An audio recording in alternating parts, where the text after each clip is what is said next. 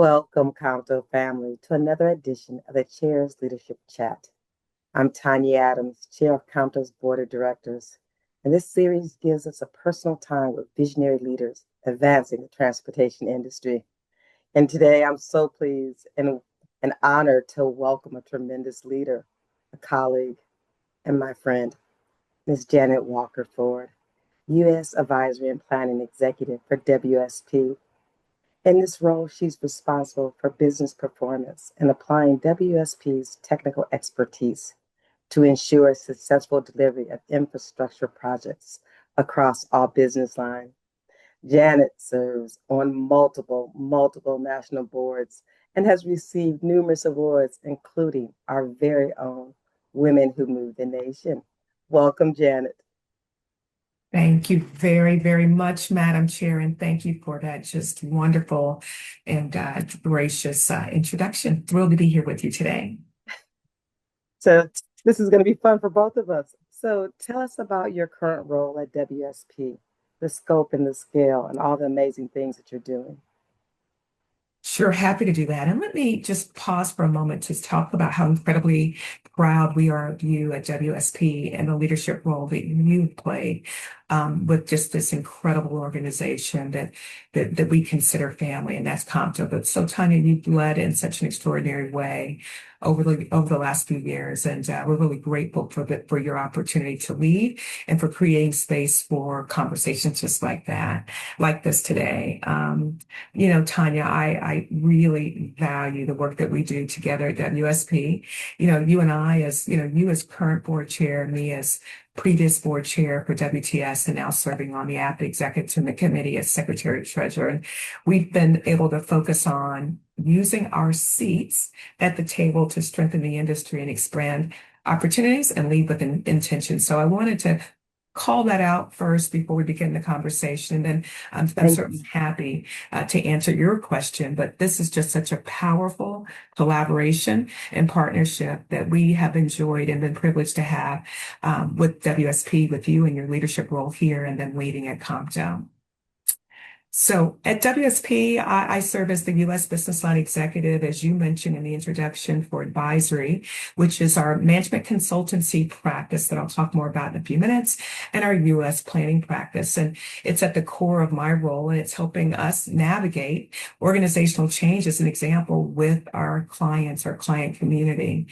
I lead this national team that partners with the public and private infrastructure owners, for example, across the country. And we work with them to really focus on big picture strategies all the way through the implementation, whether it's in the transportation sector, the energy sector, digital solutions and innovation, organizational transformation, or if it's working around economics, financing, grants, and really helping our clients get those much needed grants to continue to push their projects forward.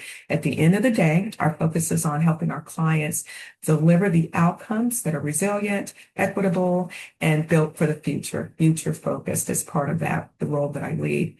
And over the last few years, a big part of the work that I've been doing, my team and we've been doing is working to support our clients in rebuilding and scaling their businesses, but within WSP doing the same, ensuring that our advisory practice and planning services mirror the needs of our clients. And so we've got a structure that I believe is ideally suited to do just that.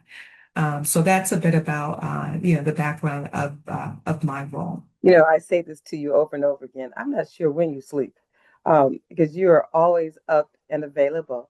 I know, working closely with you, how much you allow your team to collaborate and to contribute in meaningful ways, and making sure that it's reflecting, the great things that are going on in this world.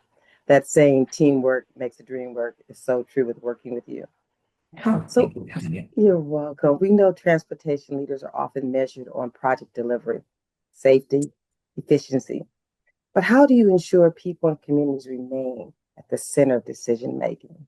Yeah, it's a great question, and it's something that I truly believe in terms of a philosophy and approach, and that infrastructure is ultimately, it's really about people. I mean, you think about why we're moving these, projects forward. It's about people, and it's being able to deliver projects in a safe way, an efficient way, and delivery also what matters, but it's not the end goal. They are the means. They're really the framework that we need for creating access, dignity, and opportunity. In transportation, that connection couldn't be clearer as we think about just celebrating Black History Month. Internally, Tanya, we were thinking about, the greats, the legends, those who paved the way with Black History Month. And transportation was at the core of every civil rights movement. It was such a vital part of history and shaping. If you think about it, all things really do revolve around, or transportation is the glue that knits, the communities together, right? Whether it's getting to healthcare, whether it's getting to career opportunities, or whether it's getting, to educational opportunities. Transportation is at the core of it.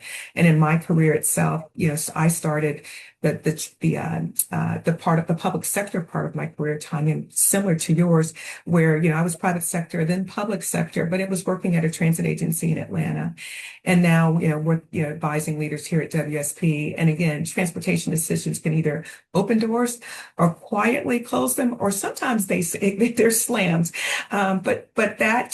Those decisions, and I know right there in Chicago, you have lots of examples of that, can be a pivotal point for decision making. And public transit has always been, as I mentioned a few minutes ago, intertwined with things like the civil rights movement, because freedom of movement is tied directly to freedom itself. And I think that's part of the mantra I think I hear you discuss as well, Tanya. Where we go often determines who and what we can become. Transportation is absolutely the access. One of the things that I also like to talk about is a seat. I have a pen, I don't have it on today, and it's a chair. And I love talking about this chair because it was given to me as a gift following a women's leadership panel. And it's about really having a seat at the table. And so the chair means, well, if the chair is not there for you or for others, let's make room and pull another seat up to the table. So provide a seat, provide a chair. When there isn't one, there is always room. And I just really live by that. I think, again, decision making is vital. The role that I play in the organizations, whether it's creating opportunity, creating space, getting back to why it matters, we have to think about not just, those key elements are important, but how do we help organizations move beyond just technical excellence alone towards decision making that reflects real lived experiences? And that means asking who benefits, who might be left out. There's that chair. And how do we design a system that reflects the communities that we are meant to serve? So we can never lose sight of that. Keeping people at the center takes intention and sometimes, if not always, courage. But when we do it well, public transportation becomes what it has always been, and that's been at its best, a force for access, equity, and possibility. I think you said it right in the beginning. It's about meeting people where they are and valuing the voices of the community. And the other part is we have so many amazing small business partners who also bring Yeah, their local expertise to the table.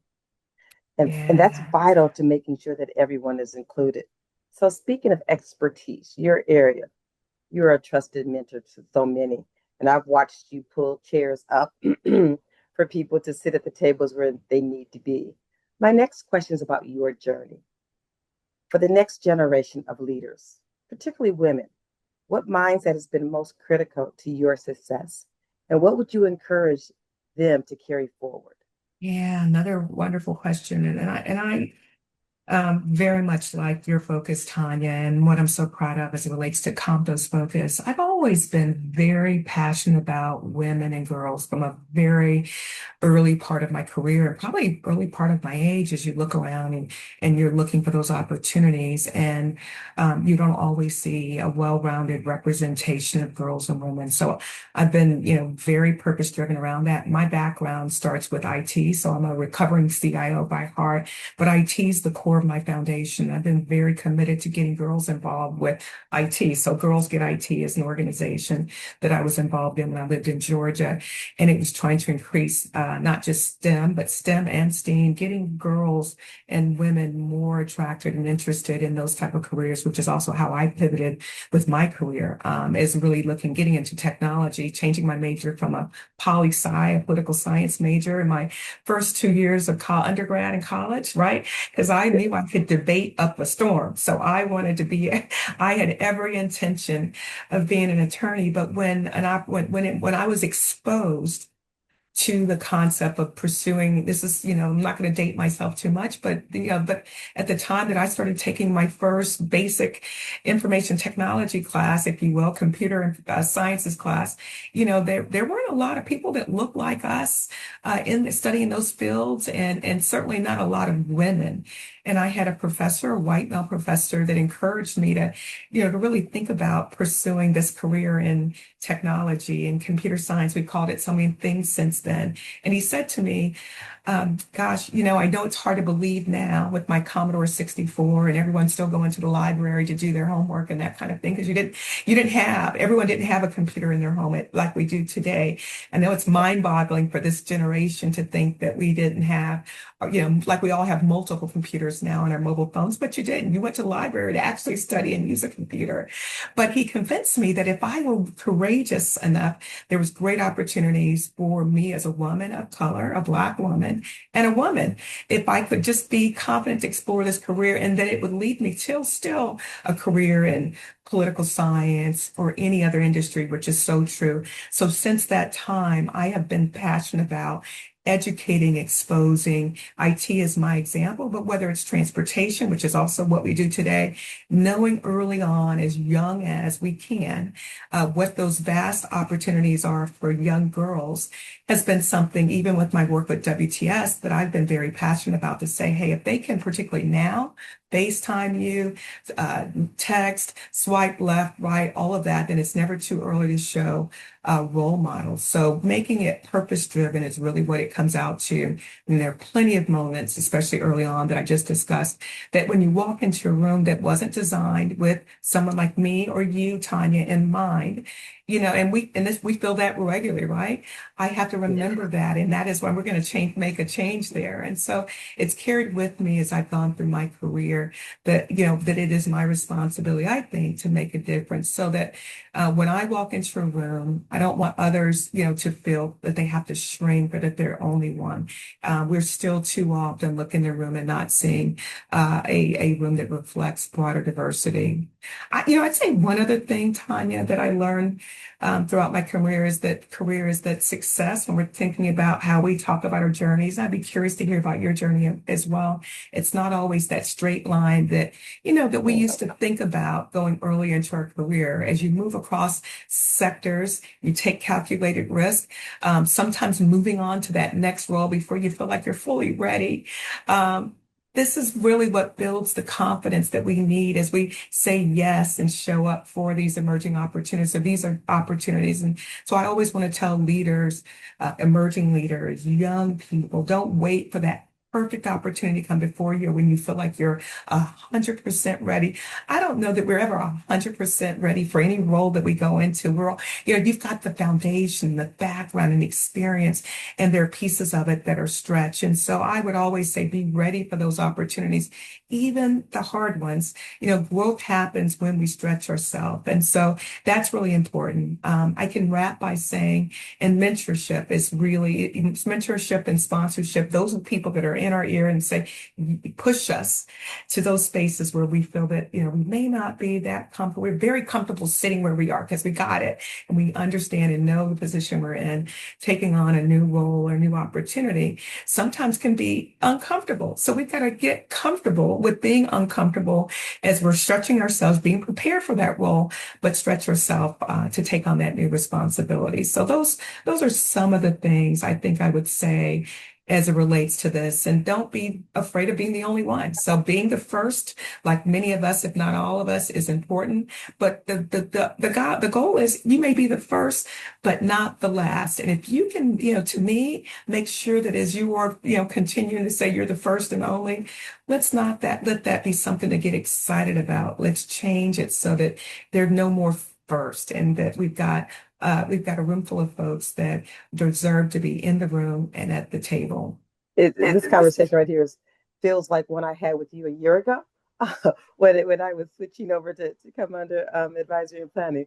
So it feels like we're just having the same conversation with you telling me to stretch myself and to think beyond and to elevate and to tell my own story. And I think that is key. We can't let others tell our own story. We have to tell Yeah. ours and let them be unique as they are and don't get infected by imposter syndrome or if we're not checking all the boxes, but to Yes. take that risk. So thank you, thank you, You're thank you. welcome. And Um, Tanya, may I ask you a question, Madam Chair? yes, you can.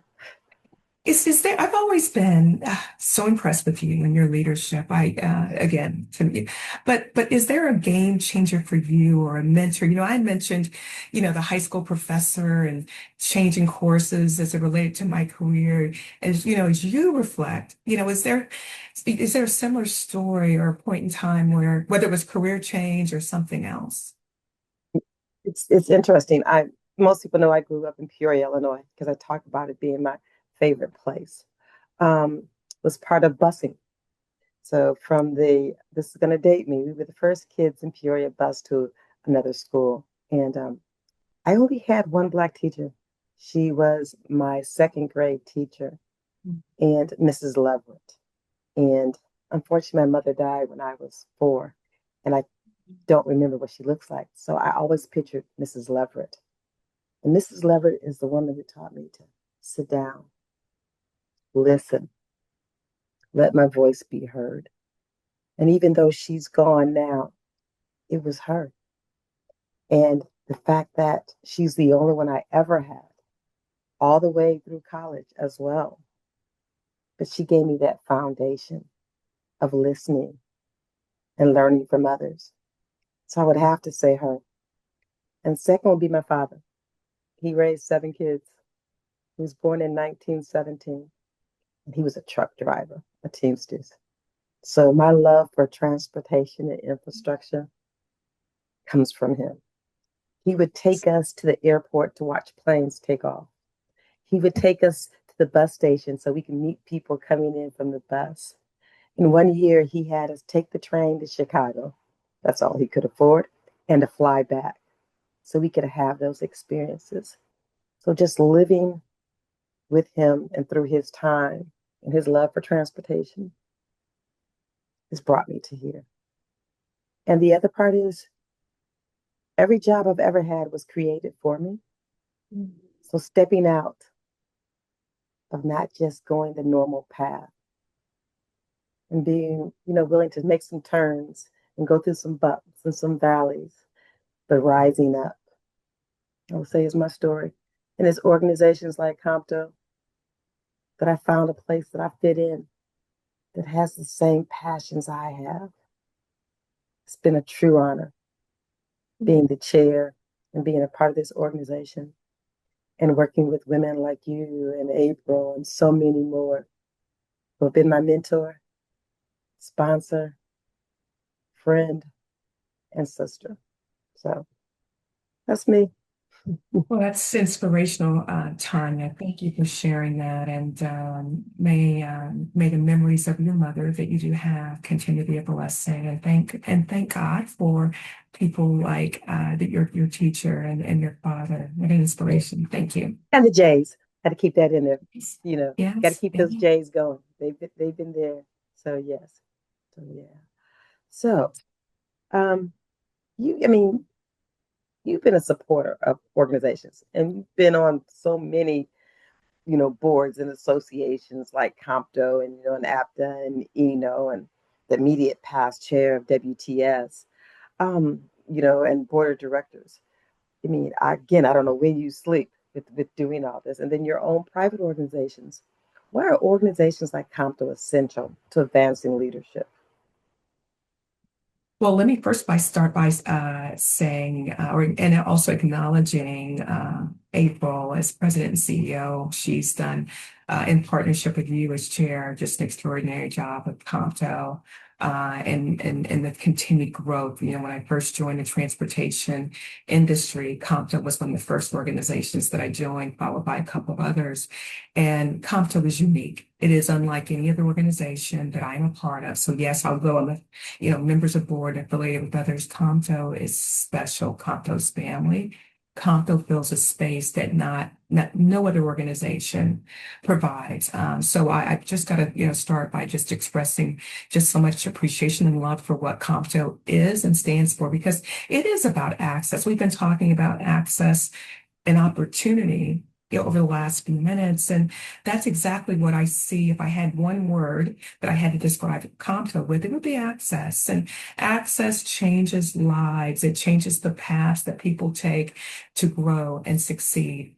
It really does. And that's full stop. Throughout my career, the industry associations, have played a critical role, absolutely, in my growth and by opening doors for me and networks and leadership development and opportunities that I just really would not have by myself. And, getting involved with associations gives you that type of exposure and relationship building that I have with COMTO and other organizations, relationships like with you, Tanya. I've developed my relationship with you through COMTO. My years go back to celebrating women who move the nation. And we were on committees. I think I was the chair of that time of the committee, the committee.